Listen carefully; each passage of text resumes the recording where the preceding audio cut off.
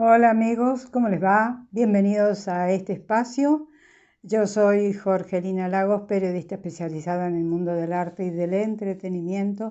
Espero que usted ya se haya suscrito y si no, suscríbase a mi canal que se llama también Jorgelina Lagos. Y hoy vamos a hablar de la diva máxima del cine y del espectáculo argentino. Y esto lo voy a contar para los que nos ven desde otros países, porque nosotros tenemos una mujer que hace más de 50 años que tiene un programa de televisión ininterrumpidamente, que se llama Mirta Legrand y que tiene en este momento 96, casi 97 años. Ha entrado al libro de los Guinness. Y esto lo digo con orgullo porque es argentina, porque es una mujer hermosa, porque ha tenido una destacadísima actuación en el mundo del espectáculo aquí en nuestro país. Y sigue, y sigue, y sigue. Bueno, ella siempre cuenta, para los que no la han escuchado, yo se lo repito, que el 4 de junio de 1941 cambió su vida totalmente. Venía de un pequeño pueblo de la provincia de Santa Fe, fue con su madre y su hermana gemela a Buenos Aires para allí intentar entrar en el mundo justamente del espectáculo, del cine, del teatro, de lo que fuera. Se preparó, se capacitó, estudió danzas, estudió actuación. No voy a decir que es la estrella máxima o la intérprete máxima del cine argentino, pero es la estrella máxima de nuestro país. Con toda esa trayectoria después de tantos años, imagínese usted lo que es Mirta Legrand para el argentino medio. Bueno, ese día, el 4 de junio de 1941, se estrenó en la ciudad de Buenos Aires una de las películas más aclamadas en Argentina de todos los tiempos. Una película que fue una comedia rosa, que inauguró el cine de los teléfonos blancos y de las comedias un tanto naïves y rosas. Ella actuó en esta película sola, porque en otras dos producciones que había hecho antes con su hermana, Silvia Legrand, se cambió el nombre. Ella se llama de otra manera en la vida cotidiana, pero ahora todo el mundo la conoce como Mirta Legrand. Silvia y Mirta Legrand, su hermana gemela, habían actuado en dos películas que no habían trascendido ellas como figuras. Una película con Nini Marshall, Hay que salvar a Nini, y otra que no tuvieron mayor importancia. Pero ese día el público aplaudió a rabiar a Mirta Legrand en esta película que se llamó Los martes orquídeas. Los martes orquídeas. El argumento se debió a la mano de dos grandes de los guionistas argentinos, Sixto Pondal Ríos y Carlos Olivari, con la dirección de Francisco Mujica. Allí en esa película actuaban Enrique Serrano, Zuli Moreno, Nuri Moncé, Juan Carlos Torre, que fue un actor de comedia muy simpático, muy desenvuelto dentro de nuestro cine, y además en su rol protagónico Mirta Legrand. Tenía 14 años. Allí es la historia de una familia acomodada de clase media alta argentina, dueños de un hotel que recibe visitas de extranjeras. El padre, el señor Acuña, quiere casar a sus cuatro hijas casaderas. La primera se casa y después le toca al personaje interpretado por Mirta Legrand, que se llama Elena en la película. Pero Elena, a la cual le siguen otras dos muchachas que ya están de novia y se quieren casar, Elena no tiene ningún interés en casarse, es un tanto apática, un tanto melindrosa, un tanto tímida, y su padre quiere ponerla en movimiento, porque el destino final de la mujer en esa época era el casamiento, un buen casamiento, que la ubicara, que la posicionara, que le siguiera el tren de vida que estaba acostumbrada a llevar con sus padres ricos. Todo esto en una Argentina diferente, una Argentina donde si bien había altibajos económicos, estaba todo más estable. Y había gente que no sé si llegaba al nivel de esta familia Acuña que se muestra en la película, pero eran muy católicos, muy religiosos, mantenían las formas, quizá un tanto hipócritas, no sé, porque eso no lo muestra la película, con mucho sentido del humor, con padres muy severos, hijas que trataban de írsele de las manos, de salirse de esa férula de los padres, no era fácil. Y bueno, todo eso significó que Mirtha Legrand hiciera el personaje de esa muchacha un tanto melindrosa que su padre intenta poner en movimiento o estimular de alguna manera y empieza a mandarle todos los martes una caja con 2 orquídeas y unas tarjetas donde hablan de amor de un admirador desconocido.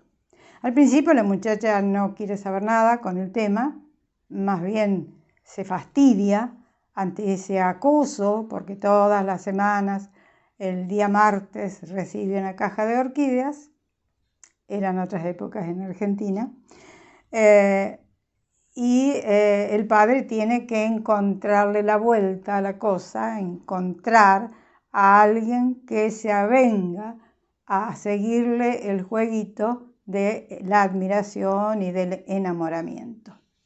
¿Cómo termina la película? No le voy a decir, posiblemente usted la haya visto. Todo termina bien porque era la época, le digo, del cine ingenuo argentino, que venía haciendo muy buenas producciones.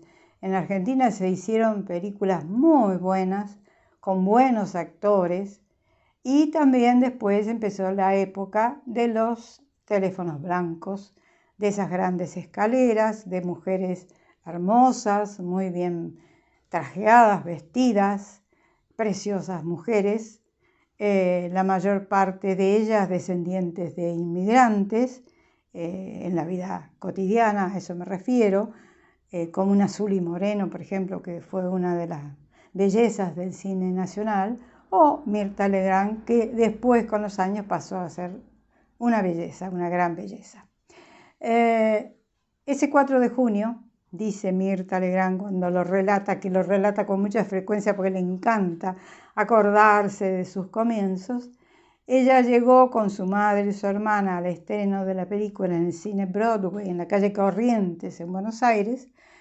Llegó como una persona del público más y después se fue a su casa en un coche descapotado, blanco, siendo la gran estrella. Esa fue la película que le dio el gran espaldarazo y de la noche a la mañana Mirtha Legrand pasó a ser una gran estrella del cine nacional, después siguió con televisión, hizo teatro también y ahora, desde hace más de 50 años, se ha cimentado como la gran conductora televisiva que es. Que guste o no, más o menos, es otra cosa. Pero la película aquella fue un gran éxito. Tanto fue el éxito de esa producción que se estrenó en 1941 que inmediatamente los norteamericanos compraron los derechos a Sixto Pontal Ríos y a Carlos Olivari e hicieron su versión de Los martes orquídeas, que no se llamó así. Acá la conocimos con el nombre de Bailando nace el amor, o en inglés, You were never lovelier, nunca estuviste tan encantadora. Eso no interesa. Lo interesante es ver cómo los argentinos tomaron un tema y lo volcaron a la manera argentina y cómo los estadounidenses lo volcaron a la manera estadounidense y sobre todo con los grandes nombres del momento, porque en la producción norteamericana, cuya acción transcurre en Buenos Aires, aparecen Adolphe Menjou como el padre, aparece Javier Cugat, el gran músico cubano que tenía una banda que daba vuelta por todo el mundo y también era muy habitué del público argentino. Y aparecen dos grandes nombres del momento del cine musical de los Estados Unidos, porque esto fue en 1942. Se lo tomó a Fred Astaire, el gran bailarín, y a Rita Hayworth, el gran nombre. Fíjese que pensándolo bien el otro día, atando cabos o pensándolo, a Rita Hayworth le tocó interpretar dentro del paisaje de Buenos Aires dos de sus grandes producciones y sobre todo la segunda, que fue Gilda, donde ella actuó en la ciudad de Buenos Aires, y en esta también. Se supone que están en Buenos Aires, aunque haya sido filmada en estudios estadounidenses. Bueno, la historia es la misma, nada más que está mechada con números musicales, cantados, bailados. Y lo que yo quiero destacar es que en la película argentina, Los martes de orquídeas, Mirta Legrand tenía 14 años. En la película norteamericana, Bailando nace el amor, Rita Hayworth tenía 25 años. Entonces, de esa melindrosa, mojigata niña que mostró Mirta Legrand en la pantalla, pasó a ser una muchacha tímida, pero decidida, apuesta, con sus 25 años a cuestas. Y por sobre todas las cosas, hay que tener en cuenta que Rita Hayworth, que estuvo en la Argentina cuando ya estaba muy mal, muy perdida, con mucho Alzheimer, en una vida muy vivida, muy desgastada, Rita Hayworth fue una de las grandes bailarinas del zapateo americano en el cine estadounidense. Recuerde que ella se llamaba en realidad Margarita Cansino, había bailado toda su vida junto a su padre, que era un bailador. Después se cambió el nombre porque en el año 40 y pico llamarse Margarita Cansino en Estados Unidos era ir directo a otro tipo de roles. Ella cambió su nombre por Rita y el apellido de la madre, Hayworth, y allí empezó una gran carrera como actriz y sobre todo como bailarina. Yo creo que de las bailarinas que tuvo Fred Astaire, habiendo visto muchísimas películas de Fred Astaire bailando, junto a Ginger Rogers, fue la mejor bailarina que tuvo el tap o el zapateo americano, Rita Hayworth. En esta película, que es una película intrascendente, que es una película para puro entretenimiento del público, para ver reflejados los nombres de los grandes actores, es en blanco y negro. Fue filmada en 1942. Creo que lo que interesa de esa producción norteamericana de Los martes de orquídeas son los números de baile. Porque Fred Astaire fue el mejor bailarín que ha tenido el zapateo americano. Fue el mejor.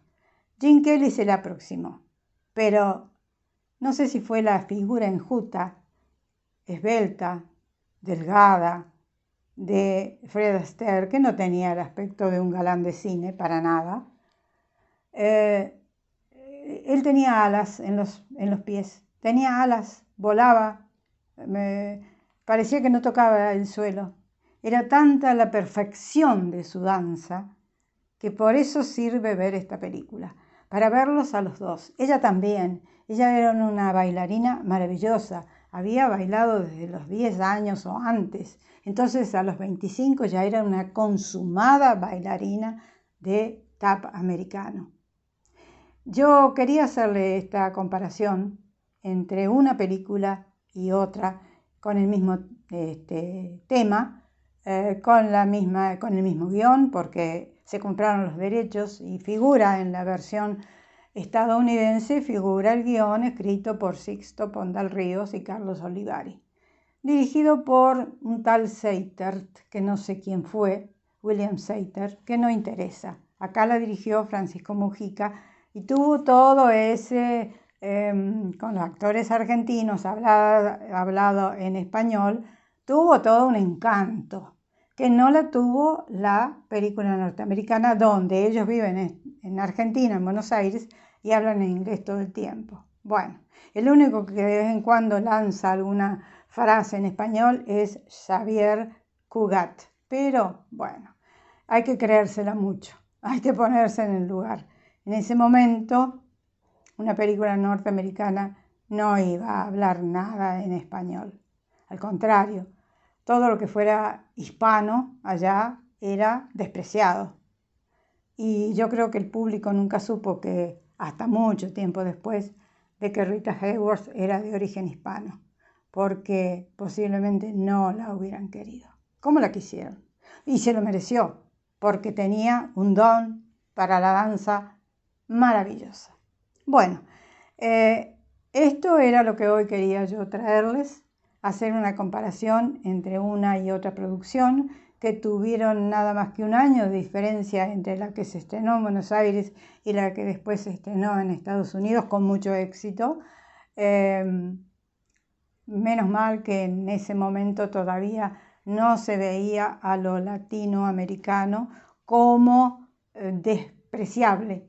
Todavía Buenos Aires era una gran capital y el personaje que interpreta Fred Astaire viene buscando carreras de caballos, porque sabe que acá hay un hipódromo muy importante, acuérdese lo que fue Palermo en Argentina, entonces él viene en pos de, había tenido un problema en Estados Unidos, era un gran bailarín, pero se viene buscando aquí apostar a las carreras de caballos porque se había quedado sin trabajo.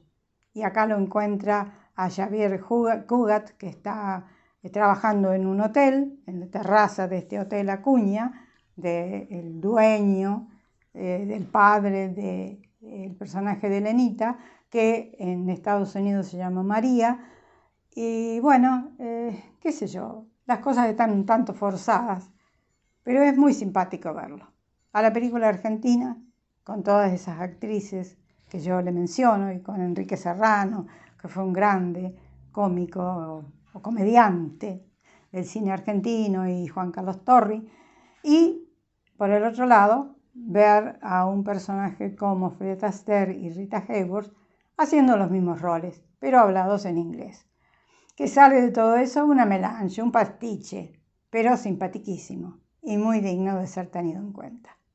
Para los que no son argentinos y nos están viendo en otras partes del mundo, quiero decirle que Mirta Legrand comenta permanentemente en sus cenas, en sus sábados, con invitados de lujo, permanentemente hace mención a cómo le cambió la vida de la noche a la mañana los martes orquídeas. Y allí empezó una carrera meteórica sin comparación en ninguna parte del mundo.